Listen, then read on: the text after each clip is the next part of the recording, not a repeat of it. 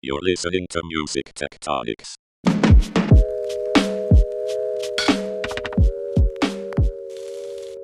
Welcome back to Music Tectonics, where we go beneath the surface of music and tech. I'm your host, Dmitry Vitsa. I'm also the founder and CEO of Rock, Paper, Scissors. We're a music tech PR firm. And today I'm excited to have my friend Sung Cho, who is the founder and CEO of Chartmetric, with us today as a guest. Sung, how are you doing today? Very good. Thank you. Thanks for inviting me. Thanks for having me, Dmitry. Great to be here. Yes, I've had you on a panel before, but I've never actually interviewed you one-on-one. So this is going to be fun. Let's just start off. We've got a very diverse audience, but some of them may be new to music tech or the music industry. Not most of them, but let's just start off by giving them the full picture. What is Chartmetric? Sure. Chartmetric is a market intelligence platform for the music industry. So let me put it another way. We are bringing the data from a lot of publicly available data sources. Spotify, Apple Music, Deezer, Amazon, these DSPs, as well as social media platforms, Facebook, Instagram, YouTube, or Wikipedia, including, as well as we bring the data from more recently, we got TikTok data. So basically what we are trying to do is to go and search for the data relevant to artists, which shows the trend, how the artists or songs are performing.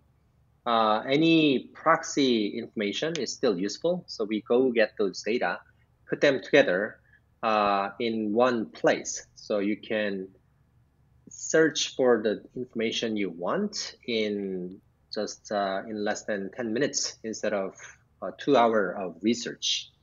So trying to save time for people, that's our mission.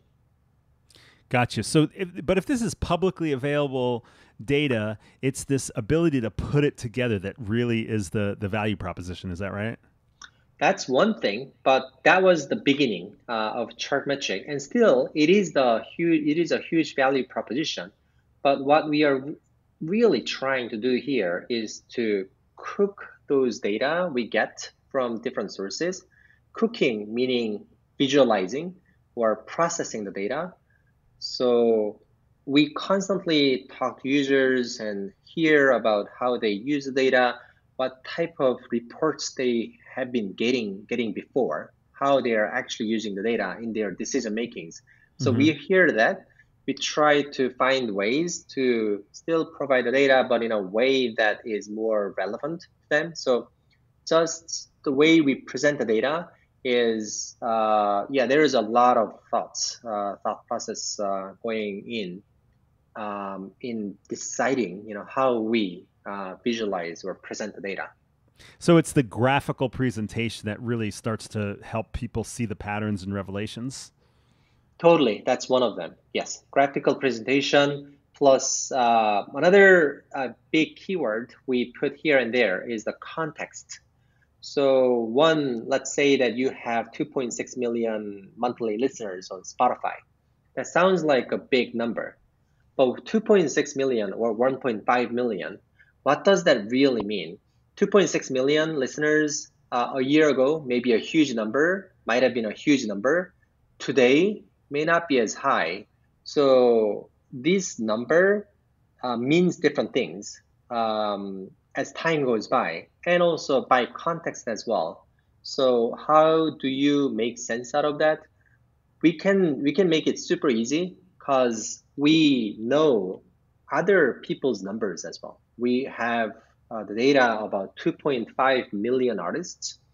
So when you have, let's say, 2.6 million followers on Spotify, we know that it is about 500th position from the top. We know that. If you have 2.7 million on followers, which is actually, I'm looking at Kane Brown's profile right now. He's got 2.7 million followers on TikTok. That gives him 286th position in that TikTok ranking, our own ranking of artists on TikTok platform. So you get that contextual info about where you stand in relation to others. Exactly. Got it. Okay.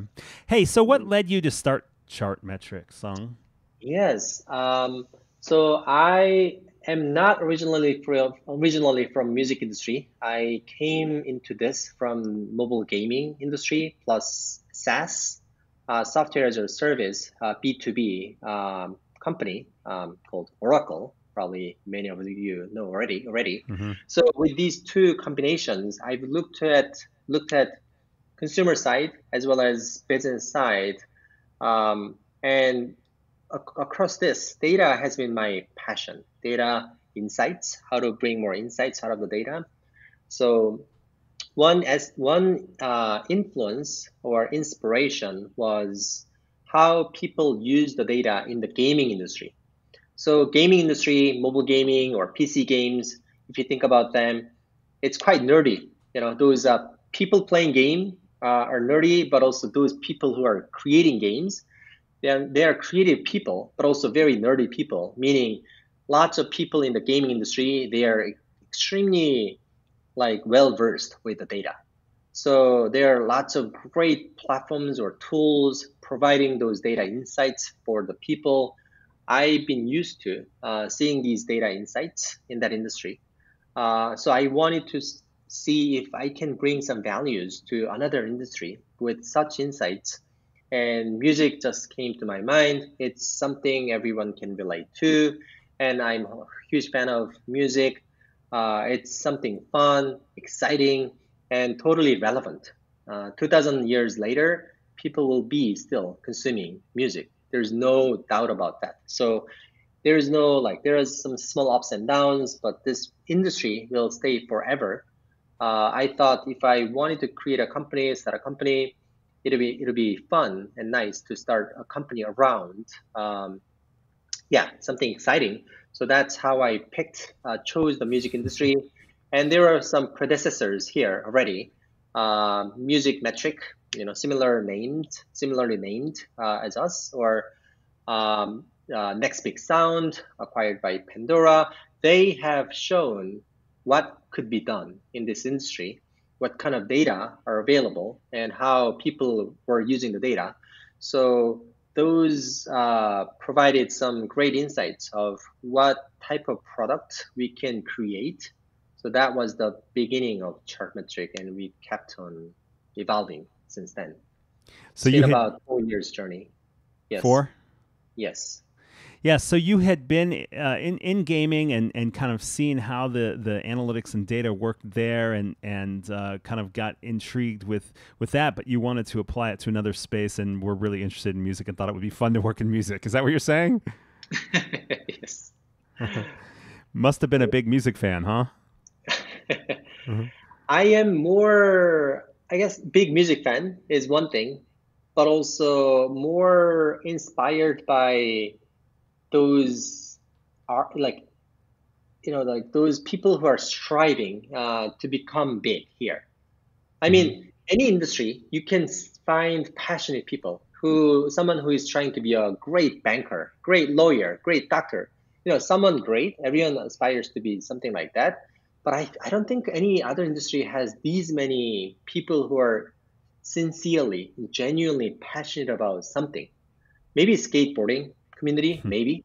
But other than that, I think music industry, I'm just constantly touched by these new talents who are really giving up on everything else to make it here.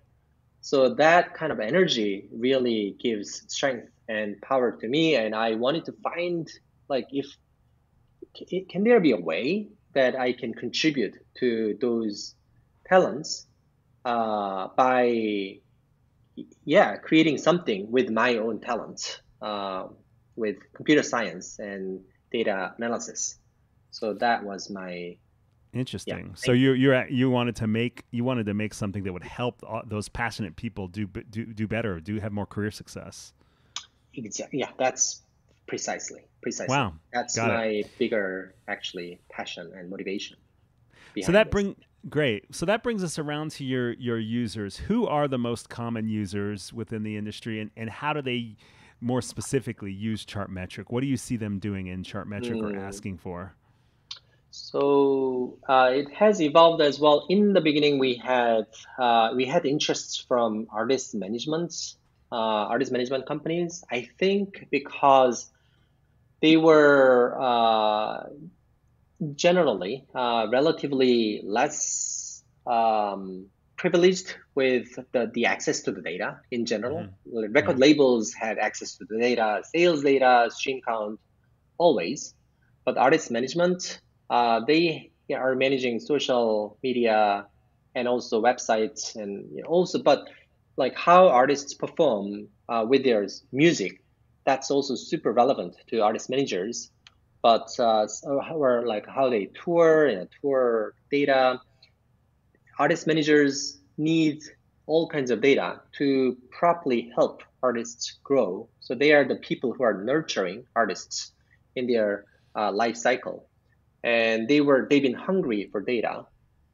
So I think that's what triggered this when we first launched. But over time, we kept those artist managers, management companies, but we got more diverse users over time, more record labels, of course, joining to become our users, as well as distributors, uh, and also talent agencies like music. So we have more diverse group of people now. How they are using Chartmetric, what they get out of Chartmetric.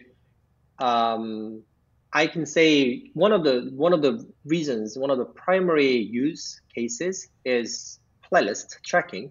Very obvious one. You always want to track playlists when your music gets into a playlist on Spotify, Apple Music, YouTube, Amazon, Deezer. You want to get notified, you want to know, and so that you can take on action whether you should push your marketing budget into that sector bigger or not. So that's one reason. But over time, we provided really more and more insights around everything else other than playlists. So use cases have diversified through that. So if I give one more example, is A&R side. So we have an A&R dashboard, but more relevant use case is new artists pop up every corner, any corner of the earth. New artists can pop up on any platform. More likely on YouTube or Instagram. These days, more on TikTok. But these are not limitations. New artists may emerge everywhere in any place. So when somebody emerges and begin to show some tractions, that's when fans notice. That's when those decision makers begin to notice as well. But that's where I think most time consuming part. There are too many signals like that. Anytime you will get 1,000 people showing some interesting signals, but only you need to find your own fit for your company or organization. So how do you go from 1,000 applicants or candidates from the finalist, top 5 or top 10? That process is one of the most time-consuming processes I have seen. Once you have these people and you have to go and research one by one, listen to their songs, check out their bios, check out their profiles on TikTok or Instagram, and read their comments on YouTube, extremely time-consuming. So we are tracking so many artists already.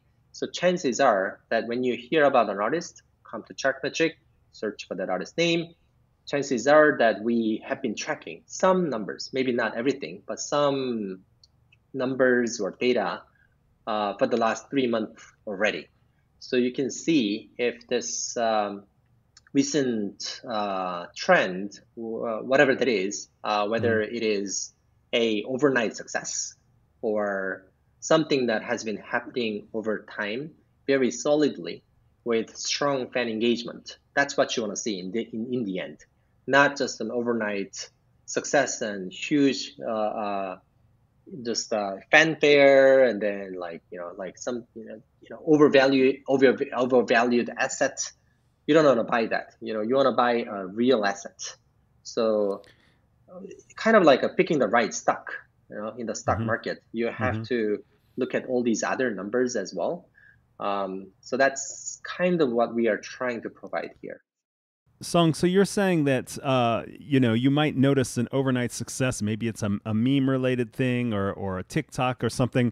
But if you look at the data, you can see whether there's a consistent fan base that's already building. Is that what you're implying? Totally. I think, through the conversations I had with our users, I believe that that's what people are looking for. Of course, overnight success means something. There is something, this stock is really trending. You want to go and get this trend, and you can make it really big. At the same time, I think it also depends on the tendency, like what type of talents you want to recruit or sign. But I believe more companies look for those artists who have, even though small number of fans, who have very, very loyal fan base, who really love to interact with these artists, and these artists sincerely and transparently communicate with their fans, and like working really hard, or a long period of time. And that is the great potential that you want to find, and those artists tend to make it big.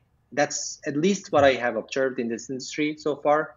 There are many, like, even Billie Eilish, and suddenly became so huge, but everyone knows that there has been sufferings and long efforts, grinding efforts that went in her life before she became this big.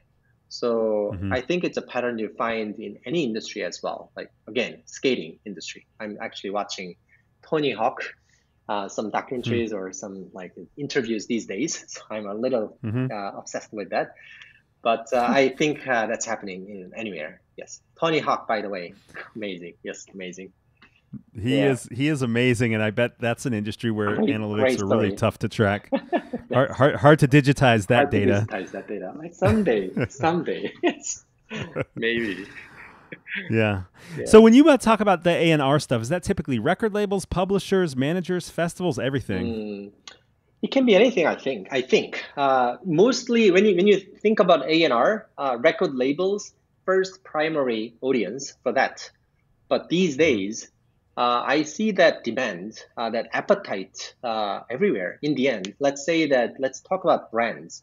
You have a shoes brand that is very trendy, teenagers love that brand, and you want to sponsor the right artists. How do you find the right person? It's many times through connections and intros, you get to meet this artist and sponsor, but at the same time, people want to find those artists who will be the next Billie Eilish. That's a lottery ticket. So how do you do that? Look, of course, it's extremely hard. Like, a huge amount of luck you are going to need. But yes, in the end, that's what people want in the end.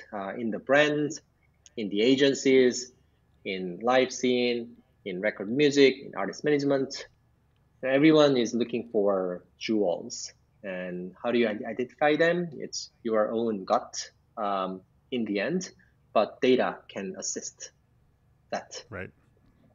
Yeah. So earlier you were talking about understanding what it means when you get on a certain playlist. I'm curious, does getting on user-generated playlists help increase streams significantly, or is it all about the editorial playlist from the staff that work at Spotify or Apple or so forth? Yeah. It's in the end, it's machine plus human collaboration, meaning in the end, what people want is always, in the end, they want to get into one of those editorial playlists. Not only just editorial, a big editorial playlists on any of these platforms. That's the eventual goal. But when you think about how those curators or the algorithms inside Spotify or Apple, if you think about how that actually works, they have their own struggles as well.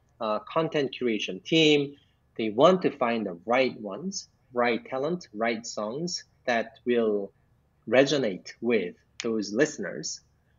So it's a struggle on that side as well. If you think about that, how do you solve that problem? How do you make those struggles easier, more discoverable? There are many ways. In the end, curators look for what's happening in user-generated playlists, what's happening outside of the platform, not only Spotify, Apple, but what's happening in this world, in this society, what is trending on TikTok, for example. Those songs will become bigger later, then yes, curators will pay attention to those songs. So it's really a combination, a mix of everything. So it doesn't, like getting into many user-generated playlists doesn't guarantee that you are getting into one of those big editorial, but at least for sure, it increases the chance of getting spotted by one of those editors on curation team. So totally valuable, I think, if those, the initial signs in user-generated playlists, if that snowball grows bigger and bigger over time, of course, very solid and valid sign, you can do more marketing or push to more user-generated playlists, or it may happen naturally, vitally. Either way, I think it does increase the opportunities or chances for sure. So one of the projects we worked on at Chartmetric was to try to find the link between the two, because we have been tracking millions of playlists and we know which song went into the playlist last year, came out and plugged into another playlist and plugged into more playlists. Those trends, we have very granular data here. So we ran a big project to find those links. I don't have a very decisive answer or one statement or two about this, but at least I can say that we actually have a feature in Chartmetric called Playlist Journeys, where if you click on a song or if you click on a playlist, you can see which songs how many songs went through this playlist and landed on another playlist. So there is a link between user-generated and editorial in this connections, and you can kind of visualize this through this tool. So definitely there are connections, linkings. Got you. That's good info to have. So we've seen in the last few years a lot of services related to playlist promotion pop up. I'm curious, and I've seen some bubbling up about some of these companies getting taken down by a streaming provider like a Spotify. What is your take on the playlist promotion companies? Yeah, sometimes some of our users are naturally very interested in this promotion. So they ask if we provide such service, but we do not, at least for now. But I know I've seen a couple of companies that has come and gone, and also those companies who really smartly created this platforms to survive and really serving the industry and ecosystem. So what I'm trying to say is, those companies that get paid directly from users, from people, for the promise of plugging the songs into the playlists. Sometimes it may work. That industry, that ecosystem still exists, big time still. But I just feel like that's just not a good use of money in the end. In the end, those audience, those playlist listeners, they know if it's a promotional or if it's genuine, like a great curation or not. It's quite easy to detect over time. So in the end, those playlists who have real audience, those playlists or curators, they have their own voice of which songs to select, not by the ones that paid the most, but the ones that resonate the best with their own audience, their own listeners. Those curators win the game in the end. So how do you, in the end, so the question is, how do you connect with those curators who are genuine, who are well-intended, who really know what their listeners, what their audience like to listen to? That's still a big homework here. It's a tough problem. But if you think about this problem, it's happening everywhere. Not only in the music industry, again, back in the gaming industry, game producers or developers want to find the right game publishers to reach their audience. Without a great publisher, no matter how great game you have, your game is not going to be discovered. The competition is too fierce. There are new games popping up every other day on app stores. Hundreds of new games pop up. So out of them, how do you win the game? How do you win the attention of those game players on the other side? There gotta be some system between the two to reduce the frictions, I mean. So I think two companies, Summit Hub and Playlist Push, I think these two companies really figured out how to minimize, how to reduce those frictions without promoting some illegal activities or payolas. So some smart entrepreneurs like these two companies, they figured out how to help both sides. So I think that's the key to this problem. If you only help curators, you're gonna fail. If you only help artists, curators are not gonna like it. But if you try to solve the problems between the two and reduce frictions, that makes business opportunities. And I think that kind of business model makes sense, totally makes sense for everyone. Gotcha. Cool. Yes. So you guys also track social media, not just streaming. Right. And I'm curious, as a result of being able to correlate social media activity and streaming activity, if you can share maybe some of the best practices for artists using social media to increase streams and revenue from streaming services. Yes, I think this is something everyone in the artist management, everyone strives for and cares about. I believe there are many good practices there, which I'm not an expert of, but at least what I observe from here, we have tried to see the correlation between the two by looking at our data as well.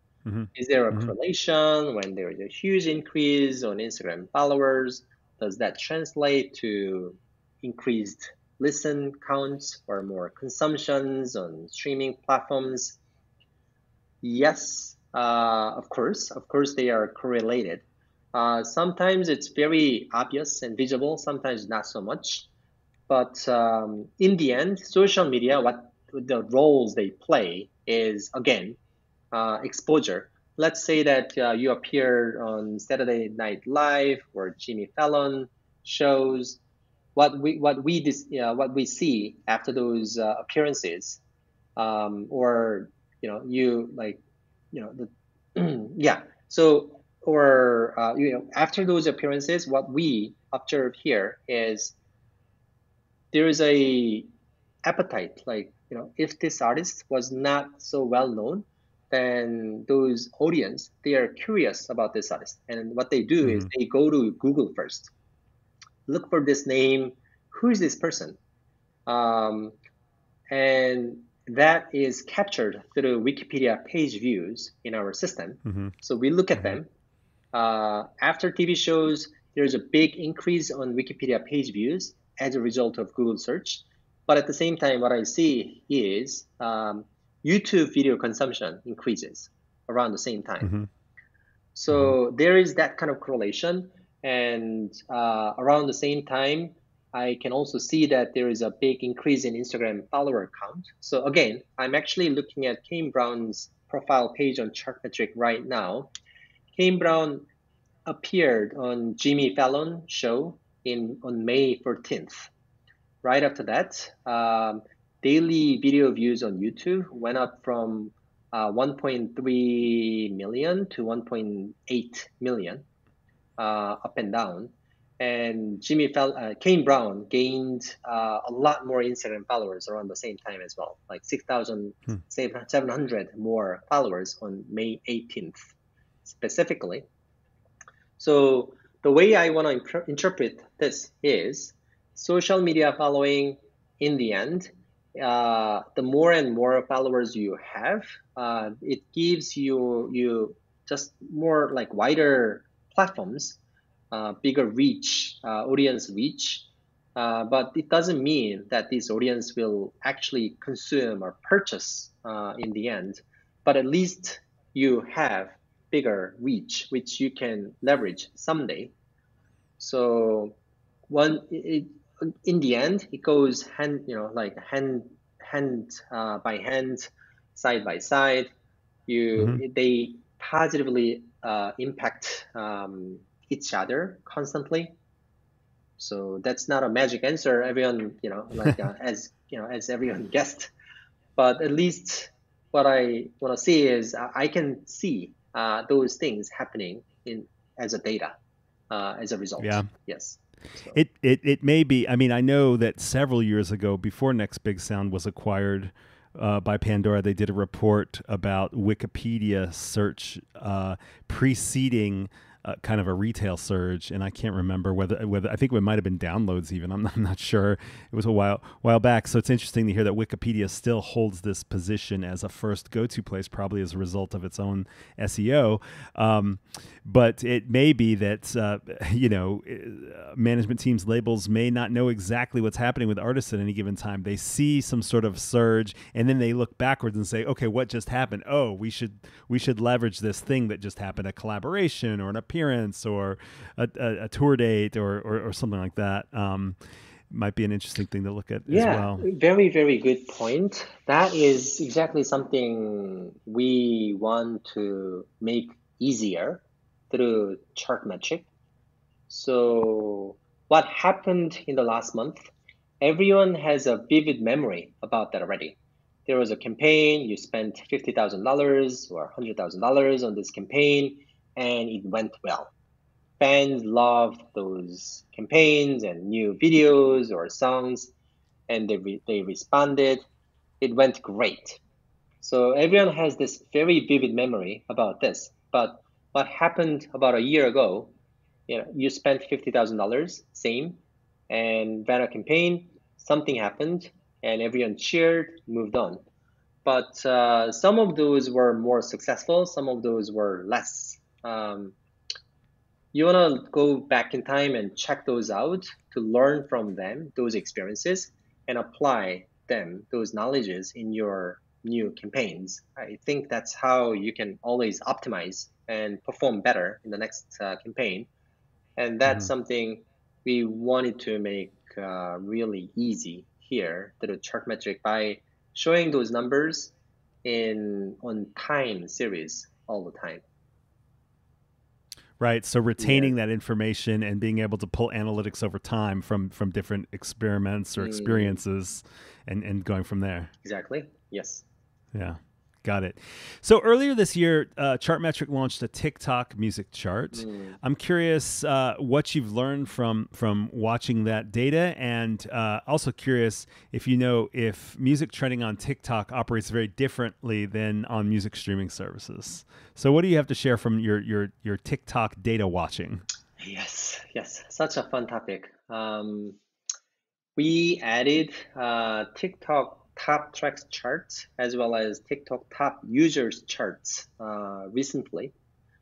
And when it comes to those most popular, most trending song on TikTok, can you guess? That's the one that I danced to the other day. Oh, yeah. It's called Laxed Siren Beat. You know how many videos were created with this song so far?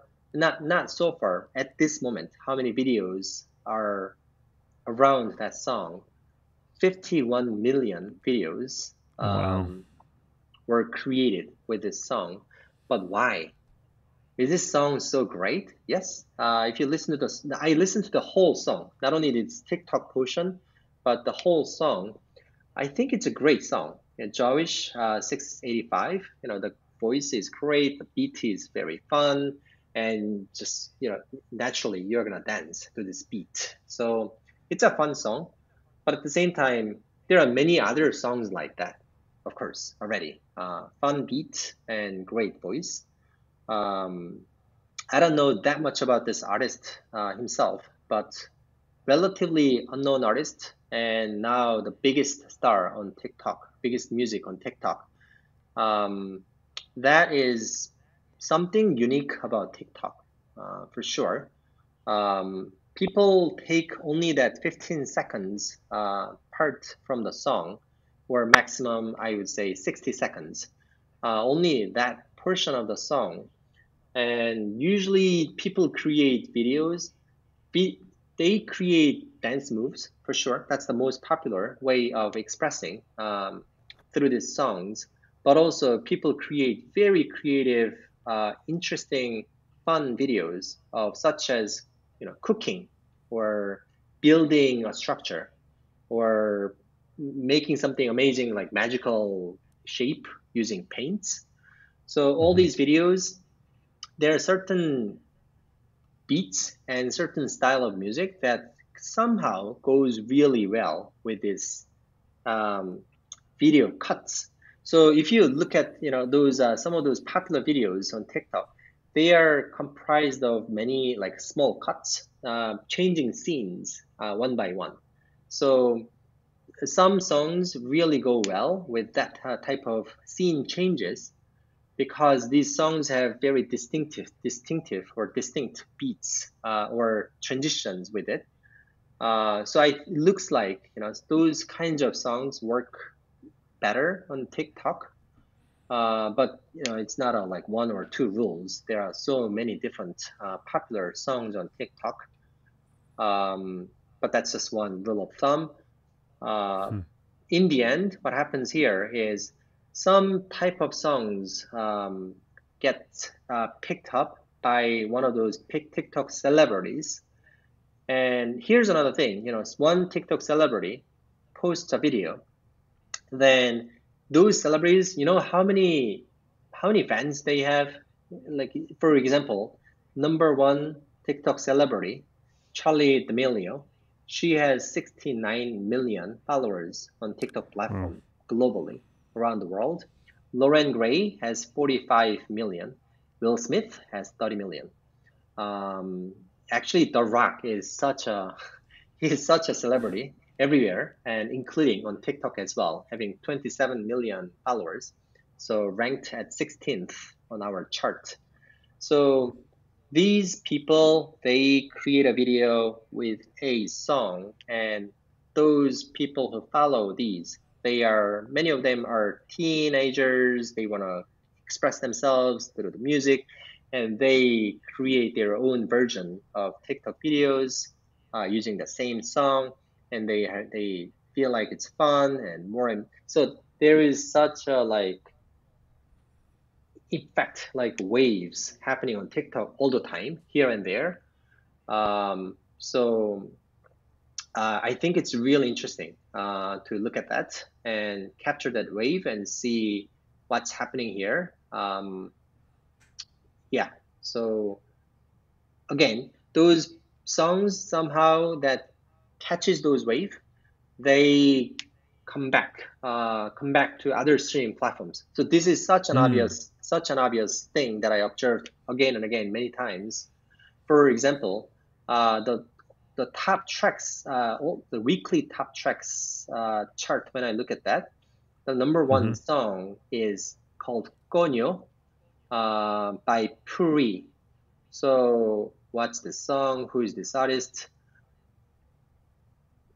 Interesting thing is when I see this trend, this specific track, Konyo, just 2 months ago, had only 167,000 videos on TikTok. 2 months later today, less than 2 months later today, this song has 16 million videos created with this song. What I see right here is when the song began to trend more and more on TikTok. The trending began on May 18th. That's what I see from the data. But about a week ago, the upward trending movement happened on Spotify about a week ago. About 2 weeks later, YouTube video views skyrocketed. Also, on Genius, that lyrics platform on Genius, I see that something began to happen on May 20th, just 2 days later. And people began to Shazam more. That tends to follow a little later, according to this data. On June, around like early June, that's when people began to Shazam this song more. So what this tells is go ahead. Leading the trend. Yes, in many cases. Yes. So you see a trend start on TikTok. Yes. Next thing you see people looking up lyrics, probably because they want to understand what they're seeing, or possibly maybe make their own video and learn the lyrics. Yes. And then they hear the song somewhere else and they're like, that's so familiar. What is it? Let me Shazam it, because they've already seen it on TikTok and now they're hearing it somewhere else, so they Shazam it. And then, but you're saying it really doesn't start to appear. I guess people are so engaged with interacting with it on Shazam and on TikTok that it's kind of this meme experience at that moment. But later, they start adding it to playlists. They start looking it up on Spotify. And you're saying they look up even later on YouTube. Maybe they're looking for the TikTok videos on YouTube. Could be the case. Yes. But is that the order? It goes TikTok, lyrics, Shazam, Spotify, and then YouTube. I don't know. It depends. But at least in just one example that I see here, that's kind of what I see here. Yes. And so that's something Chartmetric users can now see with your TikTok data, is to see what kind of order these things are trending in and what role TikTok has to play in getting people over to paid services. Yes. Got it. Awesome. Well, that was a fun little case study. And Sung, it's been so much fun to have you on the podcast and hear from the wizard behind the curtain of Chartmetric. Thanks for joining me on Music Tectonics. Thank you so much, Dimitri. It was a pleasure. All right. Okay, thanks so much. And thank you for listening to Music Tectonics. Please hit subscribe on your favorite podcasting app, but there's something else you can do. We have just launched the Music Tectonics app. If you go to the iOS or Android stores, we now have an app that is basically like a social media app for everyone that's interested in music tech. It's free to join. Once you're there, you can ask questions. You can keep up with news in the music tech industry, not only about what we're doing with online events and podcasts with Music Tectonics, but across the entire music and music tech spaces. In fact, this Friday, July 13th, you have a chance to interview Sung Cho, the CEO of Chartmetric, yourself within the Music Tectonics app, because he's doing an AMA, an Ask Me Anything, in the Music Tectonics app. Again, that's on July 17th. He will be available starting at 12 p.m. Pacific, 3 p.m. Eastern. Prior to that, we'll have Sherry Hu, the great music tech journalist. She'll be there from 12 to 1 p.m. Eastern. And the CEO of CD Baby and AVL Digital, Tracy Maddox, will be available in the app from 2 to 3 p.m. All three of them are part of our Amarama, our Ask Me Anything Fest within the Music Tectonics app. So check out either version of the app. So you can search for those in either of the app stores. You can also go to app.musictectonics.com and sign up there. Thanks so much for listening. You're listening to Music Tectonics.